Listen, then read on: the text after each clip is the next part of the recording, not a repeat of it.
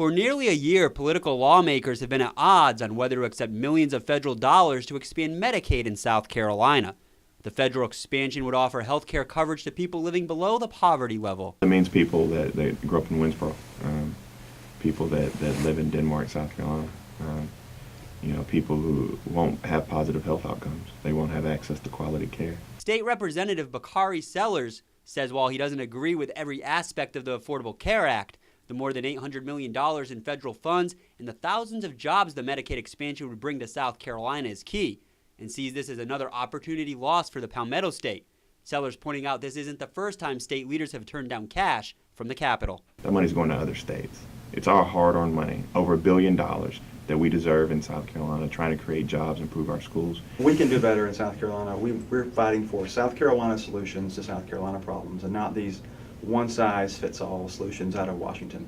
Matt Moore is the chairman of the South Carolina Republican Party. He says while the money for the Medicaid expansion is free for the first couple years, after that, the bill is stuck on South Carolina residents, and points out that could have a serious effect on small businesses and families around the state. We are for good health care in South Carolina, and the governor has continually said that.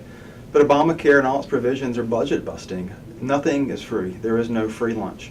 And Obamacare over the course of the next 10, 15 years in South Carolina would require massive tax increases on already cash-strapped families and small businesses. The jobs that will be created, the 40,000 jobs will be created. You talk about the economic impact. You talk about the fact that it's $807 million that we are not getting to this state.